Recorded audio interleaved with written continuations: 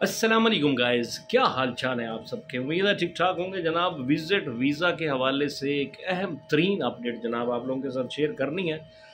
और वो अपडेट ये है कि जनाब विजिट वीज़ा जितने लोगों की एक्सटेंशन अब होनी है ना, वो नहीं हो रही।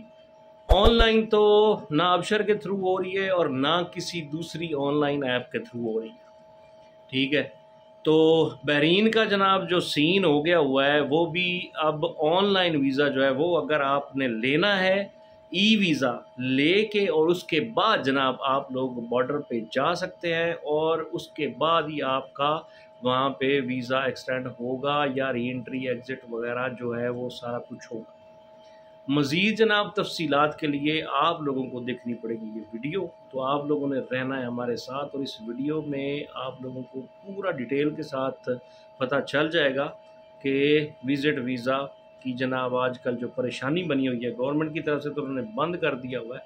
तो इस वजह से आप लोग अच्छे तरीके से ये वीडियो देख लें और समझ लें कि करना क्या है। बिस्मिल्लाहिर्रहमानिर्रहीम, अस्सलाम वालेकुम। सऊदी इन्फो यूट्यूब चैनल में आपको खुशामदीद कहते हैं। हज से पहले फैमिली विज़िट वीज़ा के हवाले से नित नई अपडेट्स आ रही हैं और अगर आप कहीं पे भी छोटी सी मिस्टेक करेंगे ना, आपको बड़ा नुकसान उठाना पड़ेगा, क्योंकि बहरीन ने वीज़ा बंद कर दिया हुआ है। जवाज़ात से एक्सटेंशन ऑलरेडी बंद है, अबशर से एक्सटेंशन ऑलरेडी बंद है, तवासल सर्विस ऑलरेडी काम नहीं कर रही। जितने भी एजेंट्स हैं वो वीज़े आपके एक्सटेंड नहीं कर पा रहे। पहले आपके पास सहारा होता था, आसरा होता था कि एजेंट को पैसे दे के हम एक्सटेंड करवा लेंगे। और एग्ज़िट री एंट्री का जो मामला है वो भी इस वक्त शदीद ख़तरे में है, क्योंकि बहरीन ने तो बंद कर रखा है। मैं सारी डिटेल आप लोगों के साथ यहाँ पे शेयर करूँगा। पहले मैं इस वक्त आपको जॉर्डन बॉर्डर के हालात इस वक्त दिखाता हूँ कि जॉर्डन बॉर्डर पे इस वक्त जो सिचुएशन चल रही है, एग्जैक्ट सिचुएशन वो मैं आपको बताता हूँ। पहले ये वीडियो देखिए। जॉर्डन बॉर्डर से ही खड़े हुए मेरे एक दोस्त ने मुझे ये वीडियो शेयर की है और उन्होंने वहाँ के जो हालात बताए हैं वो मैं आपको यहाँ पे बता देता हूँ। लेकिन पहले वीडियो देखिए और फिर हम बहरीन पे भी बात करेंगे और बाकी मामला पे बात करेंगे। ये जनाब जॉर्डन बॉर्डर की वीडियो है जो आप इस टाइम मुलाहिज़ा फरमा रहे हैं। यहाँ पे देखें कि तकरीबन कोई 25-30 किलोमीटर पहले ही वो लोग बसों वाले जो है वो उतार देते हैं। ये समुंदर का नज़ारा चेक कर लीजिए, कितना ज़बरदस्त नज़ारा है।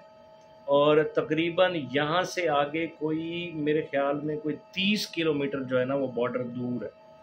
और यहाँ पे ये सारी जो बसेस आपको नज़र आ रही हैं, ये सारी की सारी बसेस यहाँ पे खड़ी हैं, क्योंकि बहुत सारे लोग जॉर्डन बॉर्डर पे जाते हैं बसों के ज़रिए। तो बसों वाले जनाब यहीं पे उतार के खड़े हो जाते हैं, क्योंकि वो सब जो हैं अब आगे उन्होंने सऊदियों के साथ सारी हिसाब किताब लगाया हुआ होता है। तो सऊदी जो है वो आगे फिर अपनी गाड़ियों में बिठा के लेके जाते हैं और वहाँ से फिर घुमा के ये वीडियो आपने देख ली। जो लोग जॉर्डन बॉर्डर पे जाते हैं उनको इस चीज़ का आइडिया होगा कि ये जॉर्डन बॉर्डर की वीडियो है। अब इसका तरीका क्या है, जो लोग भी जॉर्डन बॉर्डर जाना चाह रहे हैं, मैं आज की डेट की बात कर रहा हूँ, कल का पता नहीं क्या होना है, क्योंकि बहरीन का लोग बहरीन बॉर्डर पर खड़े हुए थे और उस वक्त ऑर्डर आया जी वीज़ा बंद, यानी उनको वापस जाना पड़ा। अच्छा, जॉर्डन बॉर्डर पे इस वक्त आपको जाने के लिए अगर आप बस के ज़रिए सफ़र करते हैं और स्पेशली जो बसेस जाती हैं जद्दा से, मक्का से या और मुख्तलिफ़ शहरों से जाती हैं जॉर्डन बॉर्डर पे, वो बॉर्डर से तकरीबन कोई आधे घंटा का जो सफ़र है उससे पहले वहाँ पे एक पॉइंट है, वहाँ पे जाके वो रोक देते हैं। उसके बाद जो सऊदी होते हैं बस वालों की, उनके साथ सेटिंग होती है, क्योंकि आपका जो मुका है वो बस वाले के साथ हुआ है कि टोटल कितनी अमाउंट वो लेते हैं। और ज़्यादा चांस जो होते हैं वो जद्दा से जॉर्डन तक आपके किराए समेत आपके तकरीबन 300-250 रियाल में डीलिंग आपकी बस के साथ होती है। आने वाले वक्त में रेट कम या ज़्यादा भी हो सकते हैं, लेकिन इस वक्त की मैं बात कर रहा हूँ। तो वो क्या होता है कि वो बस वाले की आगे सेटिंग होती है, आगे सऊदी खड़े होते हैं, उनके पास GMC गाड़ियाँ, जिस तरह की गाड़ियाँ होती हैं जिसमें 7-8 बंदे हैं, वो बिठा के ले जाते हैं और उधर से जाके घंटे के अंदर एक चक्कर वो लगाते हैं 7-8 लोगों का। अगर बस के अंदर 40 बंदे हैं तो इसका मतलब है कि उसे तकरीबन 5 चक्कर लगाने पड़ते हैं या 2 गाड़ियाँ जो हैं वो चक्कर लगाती हैं और इस तरह जाके वो एग्ज़िट री एंट्री लोगों को करवा देते हैं। ये तरीका है एग्ज़िट री एंट्री का जॉर्डन का। जॉर्डन पे पहुंचने के बाद आपको आज की डेट में अगर मैं बात करूं तकरीबन 8-10 घंटे का वेट करना पड़ रहा है। क्यों? बसेस का रश इतना ज़्यादा है और सफ़र इतना ज़्यादा है। आगे जाके जो बॉर्डर से घूम के आते हैं, जो सऊदी लेके जाते हैं लोग, तो 1 घंटा तो उनको आने जाने का लग जाता है, यानी 8 बंदों के लिए 1 घंटा लग गया, तो एक बस को कवर करते करते उनके तो 3-4 घंटे तो वैसे ही लग जाते हैं। यानी 10-10, 12-12 घंटे जो है लोग बस में बैठे हुए इंतज़ार कर रहे हैं कि कब हमारा नंबर आएगा। आप अगर जॉर्डन का सफ़र कर रहे हैं तो स्पेशली आप अपने पास पावर बैंक रखें, अपने पास खाने पीने का वाफिर सामान रखें, ताकि आपको बॉर्डर पे वहाँ पे परेशानी का सामना ना करना पड़े, क्योंकि वहाँ पे जिस पॉइंट पे ये बसें रुकती हैं वहाँ पे ना कोई होटल है और ना ही कोई किसी किस्म का कोई मुहत्ता है या कुछ भी नहीं है, वहाँ पे कोई बकाला भी नहीं है। तो इसलिए ये चीज़ें सामान अपने पास रखना ज़रूरी है। ठीक है, ये मैं बात कर रहा हूँ 2 मई 2025 की बात। आगे क्या होगा पता नहीं क्या होने जा रहा है। कल की डेट में बहरीन ने रात के वक्त वीज़े बंद कर दिए हैं। जो लोग बॉर्डर पे मौजूद थे उन्हें कहा है कि वीज़े बंद हो गया, ऑन अराइवल वीज़ा नहीं मिलेगा। पहले ये होता था कि जो विज़िटर थे वो बहरीन बॉर्डर पे जाते थे तो उनको ऑन अराइवल वीज़ा दे दिया जाता था और 50 रियाल के बदले में फिर टैक्सी वाला घुमा के उधर से वापस ले आ जाता था। तो बनिस्बत जॉर्डन के बहरीन का रास्ता जो था वो आसान था। जो रियाज के लोग थे या करीबी शहर जो दमाम के लोग हैं तो उनके लिए बहुत एक इजी तरीका था, आसान था, अखराजात कम थे, लेकिन वो रास्ता बंद हुआ।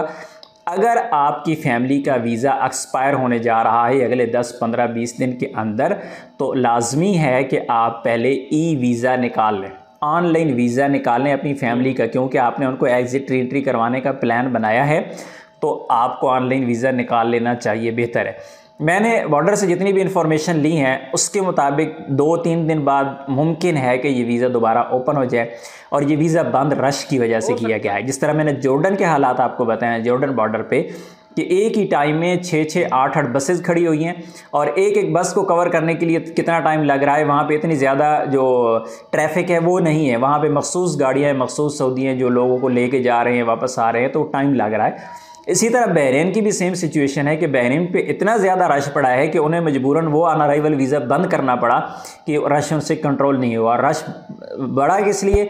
ज़्यादा फैमिली विजिट वीज़ा वाले हैं या इसके अलावा भी जितने विजिट वीज़ा हैं जो एग्जिट री एंट्री कर रहे हैं, क्योंकि अबशर से वीज़ा आपका एक्सटेंड नहीं हो रहा है। अगर आपका वीज़ा एक्सपायर होने जा रहा है अगले चंद दिनों में तो ये जहन में बिठा लीजिएगा कि आपका 99% चांसेस हैं कि आपका वीज़ा अबशर से एक्सटेंड नहीं होगा। आप फीस पे करेंगे, इंश्योरेंस करेंगे, आपको एरर आ जाएगा।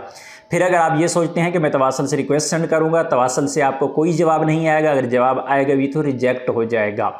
सिर्फ एक सूरत है आपका वीज़ा एक्सटेंशन की, घर बैठे या जवाज़ात जाके, वो ये है कि आपका कोई ऐसा फैमिली मेम्बर जो बीमार है, आपके पास उसके प्रूफ मौजूद हैं, आपके फैमिली का या जिस बंदे का ट्रीटमेंट चल रहा है, डॉक्टर से जाके एक लेटर लिखवाएं, उसको मकसद बताएं कि भाई हम एग्जिट री एंट्री भी नहीं कर सकते, उसको वापस भी नहीं भेज सकते, तो ये हमारा इशू है। तो डॉक्टर आपको लेटर बना के दे, उसके ऊपर अपनी स्टैंप हॉस्पिटल की लगे, उसके बाद जवाज़ात में मैनुअली जाके उनको, वो भी अगला बंदा कोई अच्छा बंदा आपको मिल जाएगा तो वो आपकी बात को समझेगा, वो कर देगा, अदरवाइज़ नहीं होगा।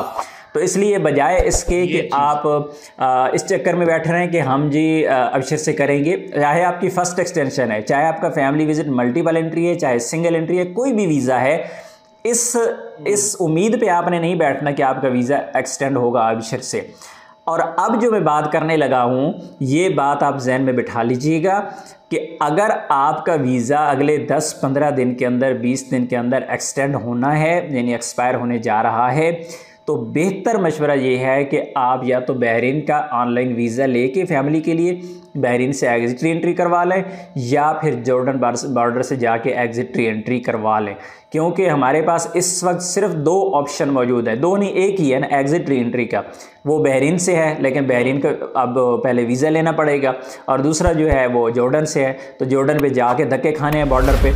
तो इसलिए आपने जो भी सोच रखा है, अगर फैमिली को आपने सऊदी अरेबिया में रखना है अगले 3 महीने के लिए, और आपका वीज़ा अबशर में अब भी वैलिड है, चाहे वो महीना बाकी है, कोशिश करें कि आप एग्जिट री एंट्री करें, और कोशिश करें कि आप कल की डेट में नहीं, आज की डेट में एग्जिट री एंट्री करें।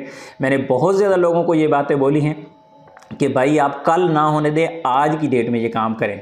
और अल्हम्दुलिल्लाह जो मेरा दोस्त इस वक्त वहाँ पे बॉर्डर पे मौजूद है, उसने मुझे ये सिचुएशन बताई है, तो मैंने उससे कहा है कि भाई मैंने आपको बोला था, कि वो बाज़ औक़ात इस चक्कर में था कि यार मैं चलो कल चला जाऊँगा, परसों चला जाऊँगा, अभी तो आज ही मैसेज आया, तो मैंने कोशिश की है उसको कहा है कि भाई आप जल्दी से जल्दी करें, एग्ज़िट री एंट्री करें। और अभी वो खुश है अल्हम्दुलिल्लाह, उसका जो वीज़ा एक्सटेंड हो गया है, जॉर्डन से उसकी एग्ज़िट री एंट्री हो गई है। सफ़र की मुश्किलात ज़रूर हैं, टेंशन ज़रूर हैं, सारी चीज़ें अपनी जगह पे हैं, लेकिन अगर आपने इस वक्त ये स्टेप ना उठाए तो आने वाले वक्त में जो आपको परेशानी का सामना करना पड़ेगा, वो परेशानी आज की इस परेशानी से बड़ी होगी। हाँ, अगर आपने ये प्लान कर रखा है कि एक्सटेंड करेंगे, होगा ठीक है, नहीं होगा फैमिली को अपने मुल्क वापस भेज देंगे, बहुत अच्छा फ़ैसला है, टाइम से फ़ैसला अगर आपने ये कर रखा है तो फिर ठीक है। लेकिन अगर आप फैमिली को रखना चाहते हैं, मज़ीद स्टे करवाना चाहते हैं, तो आपके पास इस ऑप्शन के बगैर कोई दूसरा तीसरा ऑप्शन नहीं है। तमाम के तमाम ऑप्शन इस वक्त बंद हैं। अगर कोई बंदा आपके हाथ में है, जो बंदा ये कहता है कि मैं करवा के दूंगा, उसको भी आप एक आध दिन का टाइम दें, ज़्यादा टाइम ना दें। लोग कहते रहते हैं भाई आज हो जाएगा, चलें कल हो जाएगा, आज ये मसला आ गया, आज वो मसला आ गया। भाई मसला एक नहीं है, यहाँ पे मसाइल हैं, मसाइल। तो मसाइल का हल जो है वो फ़िलहाल इस तरह का नहीं है। लेकिन मैं दोबारा से दोहराता हूँ कि भाई प्लीज़ अपना ख्याल रखें। मेरा काम था बताना, जिसको ना समझ आए मैं ज़बरदस्ती खोल के नहीं पिला सकता। अपनी दुआ में याद रखिएगा। अस्सलाम वालेकुम। सबको समझ आ गई होगी, क्योंकि आजकल काफ़ी ज़्यादा मसले मसाइल बने हुए हैं। बहरीन ने वीज़ा जो बंद कर दिया ना, उसकी वजह से बहुत ज़्यादा मसला बना हुआ है, क्योंकि वहाँ पे बहुत ज़्यादा रश हो जाता था, और रश होने की वजह से ही उन्होंने अभी फ़िलहाल जो है वीज़ा बंद कर दिया। अगर आपने वहाँ पे जाना है तो फिर आपको ऑनलाइन वीज़ा लेके जाना पड़ेगा, जैसे कि कबीर भाई ने आप लोगों को बता दिया। ई वीज़ा, ऑनलाइन वीज़ा आप लोग लेके जाएं और उसके बाद वहाँ पे जाके री एंट्री वगैरह कर सकते हैं। लेकिन अगर आप कहें जी वहाँ पे जाके ऑन अराइवल वीज़ा मिल जाएगा, तो उसके लिए मुश्किल है, और हो सकता है कि 2-4 दिन के बाद ना वीज़े ओपन हो जाए, वो लोग ऑन अराइवल जो है वो आपकी एंट्री या वीज़ा वहाँ पे दे दें। कुछ कहा नहीं जा सकता। लेकिन अगर आप ये फ़ैसला करके बैठे हुए जी फैमिली को आगे पाकिस्तान भेजना, तो ये तो ज़बरदस्त फ़ैसला है ना। इसके जैसा फ़ैसला तो और कोई नहीं है, क्योंकि आपके लिए भी आसानी और आपकी फैमिली के लिए भी आसानी। और अगर हाँ आपने 3 महीने के लिए फैमिली को रखना है, तो फिर जनाब ये मुश्किल तो आपको थोड़ी सी सफ़र की करनी पड़ेगी। या तो जॉर्डन बॉर्डर पे जाना पड़ेगा, या फिर ऑनलाइन वीज़ा, ई वीज़ा लेके बहरीन के बॉर्डर पे जाना पड़ेगा, और वहाँ से एक्सटेंशन होनी है। ठीक है, मुझे उम्मीद है कि जनाब आप लोगों को इस वीडियो में हर चीज़ की समझ लग गई होगी। अपना बहुत सारा ख्याल रखें, दुआओं में याद रखें, चैनल को सब्सक्राइब कर दीजिएगा। अल्लाह हाफिज़, अस्सलाम वालेकुम रहमतुल्लाह।